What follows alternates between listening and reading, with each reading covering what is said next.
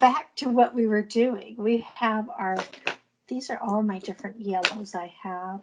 And so you want to have some yellow because buttercup, daffodil, they're yellow. They may have a little tinge of, a darker color to them. So I'm also pulling in a couple of my oranges and a variety of greens. You may want to play around and see what color greens you want for your leaves and your stem.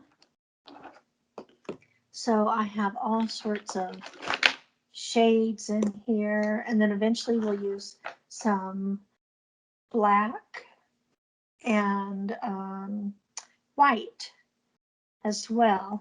You can add some other colors if you want. And these are these are mainly yellow. I think they come in a couple other variety colors, maybe some white, but my focus here is the yellow. So I'm thinking my last one I started with my watercolors. I call them my watercolors, my Tombow markers. That's these markers here. These are all they're water-based markers, so you can move them after you put them on. So they're nice to work with in that regard. And I thought I had more yellow, but of course, the box I put all these markers. Oh, I do see one right now. Excuse the noise as I dig.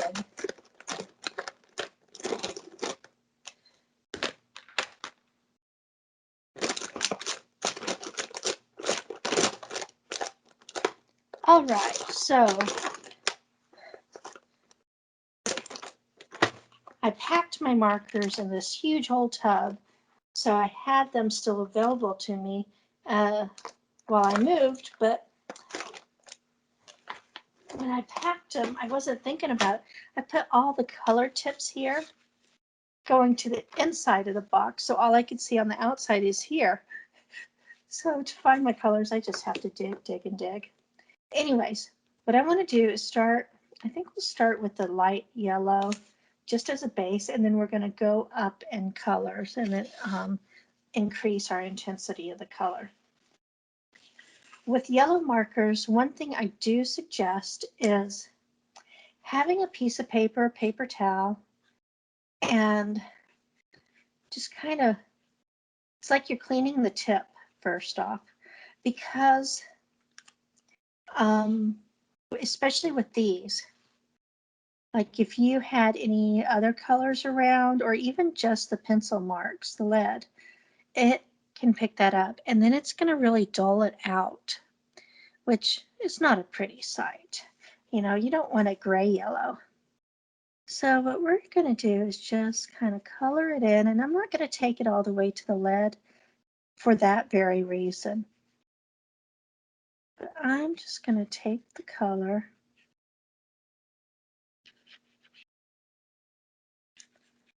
First, I start with the outline, then I'm just going to lightly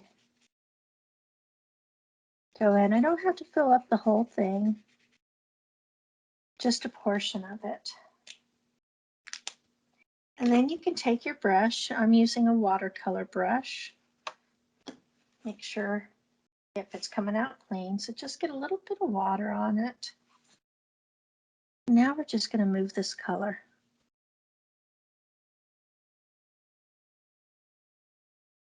First, I just want to smear it around, get the color kind of moving in this section. So it's all just sort of blended. Now, if you do have Tombow markers, they also come with blenders. So I could have used that. However, sometimes on like this type of paper, it can tear up the paper. The paper will start kneading up somewhat, and you'll get little bits coming off. So I'm just going to work with the water, just doing a light, gentle touch to it. And you see now I'm going to I didn't realize how poor my lighting is. I forgot to get my light out. Now I'm realizing I got all sorts of shadows going on.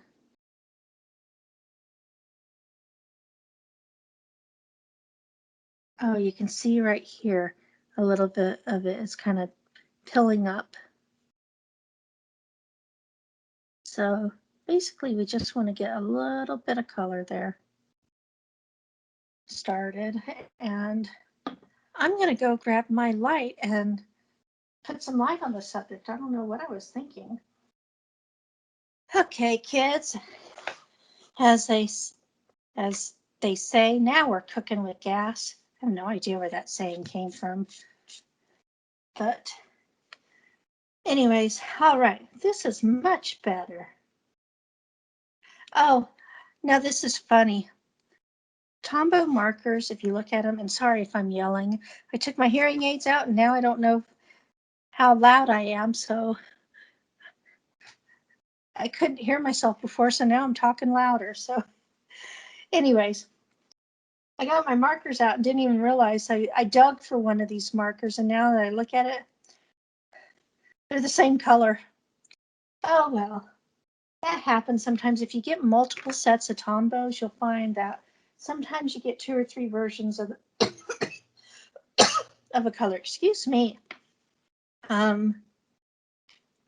That's okay though, because you might go through them fast. Now here, I don't know if you can see this. It's a little blurry, I think. But if you look at the tip of this, you can see there's some, hopefully you can see that there's some blackness to it. That's why when you use it, you just want to go and make sure that it's clean. So this particular one, even though it looks black, it's coming off clean. So we'll do this color in a little bit. I want to go through all the rest of the flower with this lighter kind of buttery color. I love this color. And it's nice with this journal. And if you're not sure what journal I'm using, this is, I don't know if it says it on it anywhere. It is, oh yeah, it's a Ranger mixed media art journal. I like it because these pages are a little thicker.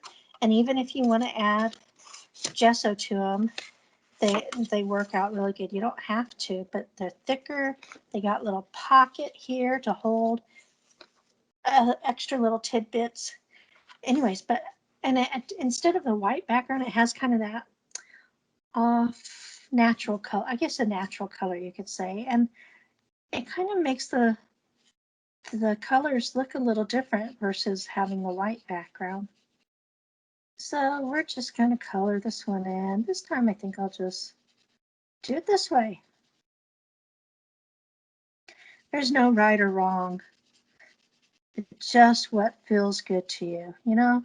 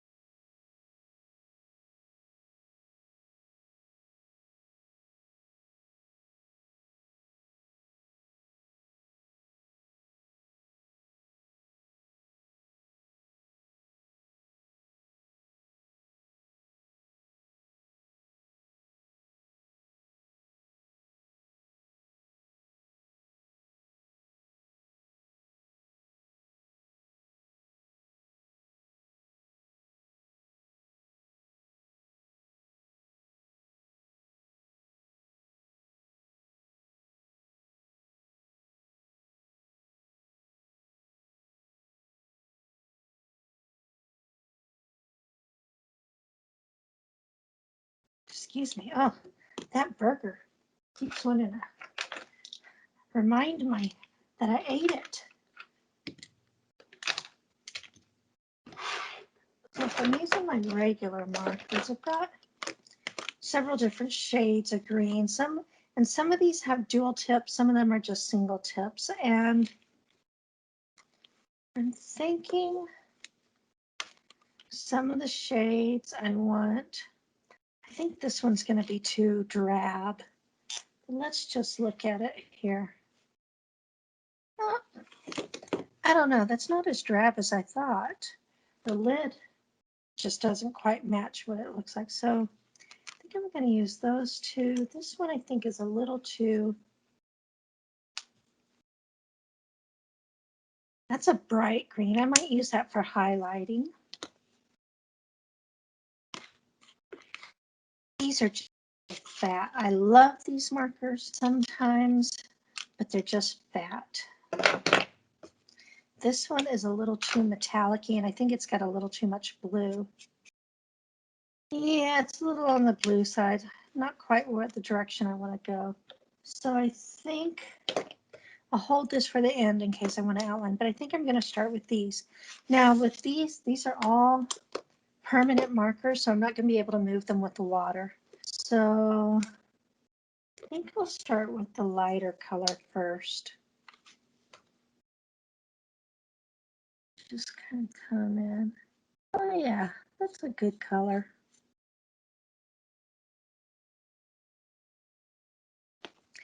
I could use the fat. No, I like this. I like the looks of this in better. So we're just going to come down.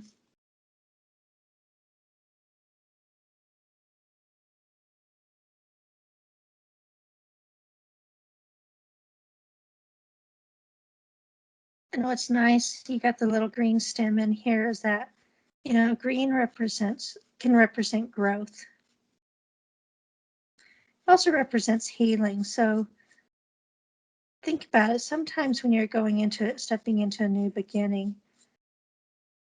you may be going through also a healing process as well.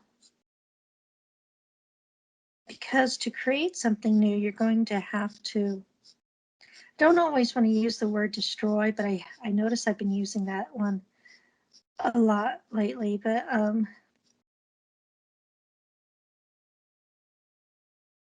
what was, you know, like here, you could say, I had to destroy this blank piece of paper in order to create the art. So really I'm having to do something different. I'm having to change to transmute it. Um,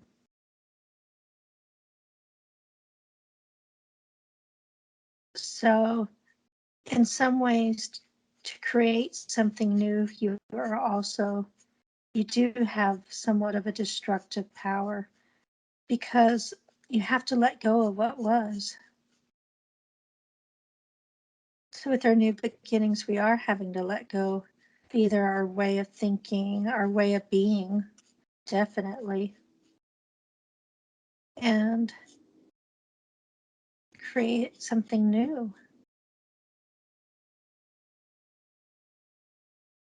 So sometimes when you hear the word destroy, just want to think about it. It doesn't always mean destructive energy, doesn't mean it's bad or negative. Sometimes destructive energy is just because you have to dismantle whatever wasn't working for you.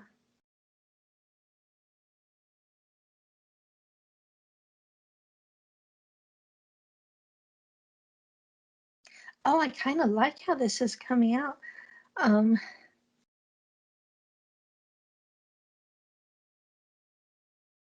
it's just doing these short little strokes. I wasn't even thinking about it at the time. But doing the short little strokes, and when you overlap them, it does create a little variation. Makes it kind of variegated in the color, so it gives it a bit of texture.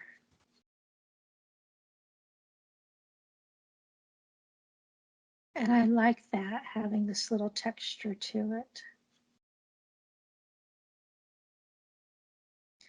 Well, but let me tell you what, I didn't realize how much, I think this is an alcohol marker. Oh, I can smell it. Oh my goodness, I didn't realize how much of a odor it had to. I mean, it's not very strong, but I am sensitive to odors. Ooh, I can really smell it. I'll be done with it very quickly.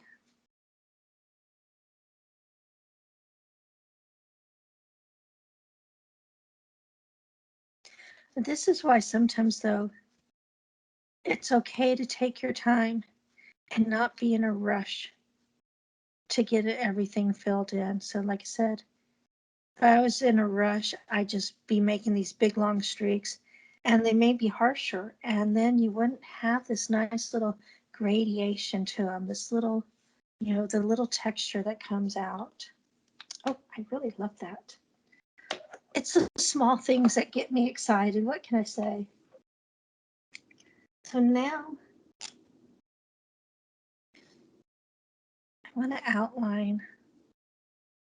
Oh, that is a lot darker than I was thinking, but that's okay.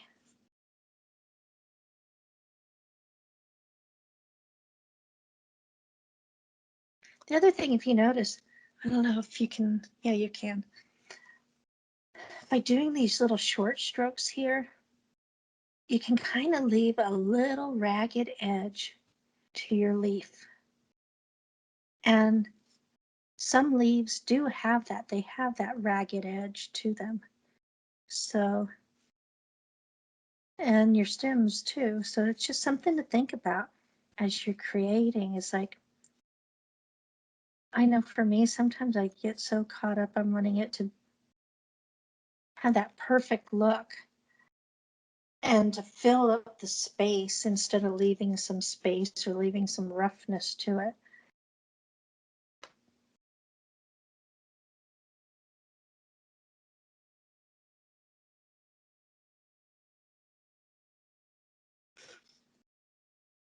I think this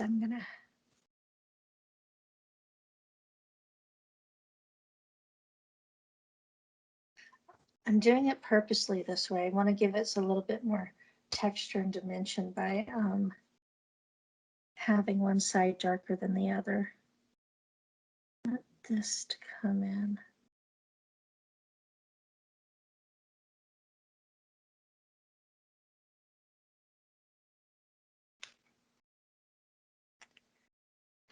Let me see, how light was this one? Oh, that's actually kind of dark.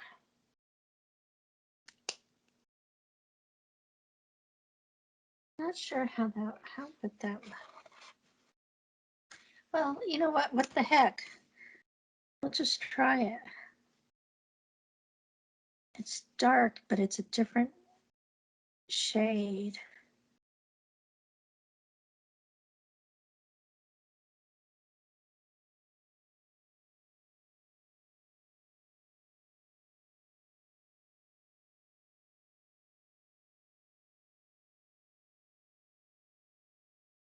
Oh man, it's another marker that has some odor to it, I tell you.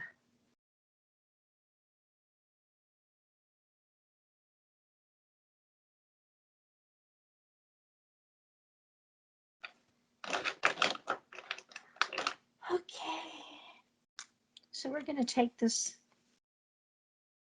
Is this the same color? Yes, it is.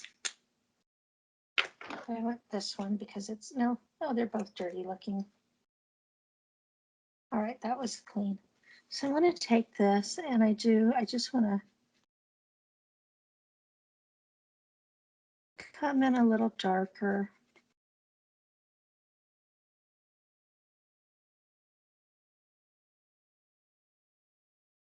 on this edge.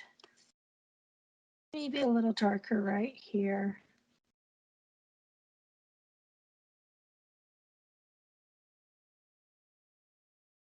Actually, looking at that, I'm thinking, I might not use the watercolor. Maybe I will use the blender. Try that out. In fact, let's see if I can find one of my blenders easily in my mess. Excuse the noise, people. Well, I guess it wasn't that noisy. There was one right on top. Blenders, again, they may be stained, but you want to double before you use them. You just want to test them out, make sure on a scrap paper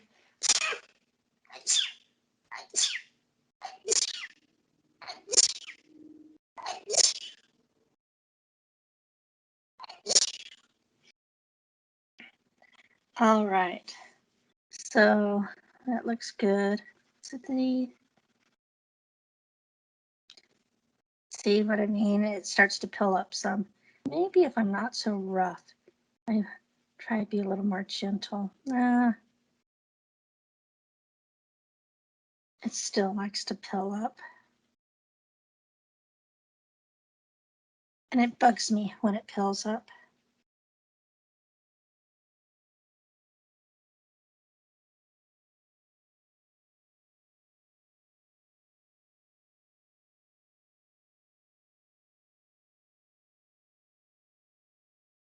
So I'm not going to do it on, I think I'll just do it on this one, just to kind of give you an idea of how it can look.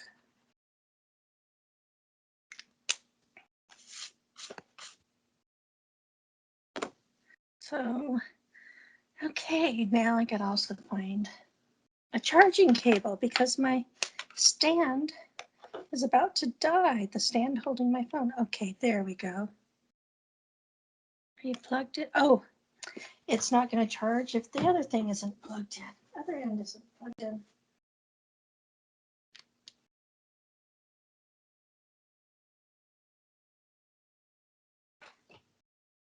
Okay, I think I'm in business now. I hope so. Oh well, if this flops around and in a minute, then I'll know that I'm done for now. Okay, so you can see now we just had the little base, and now we just add a little bit to the edge and see how much depth that gives it. It gives it, you know, just more dimension. So sorry for the shake. Oh, I'll unplug here. All right. I'm still gonna do the color.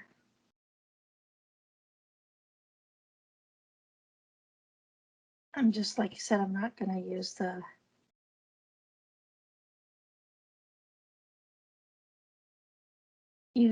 blender.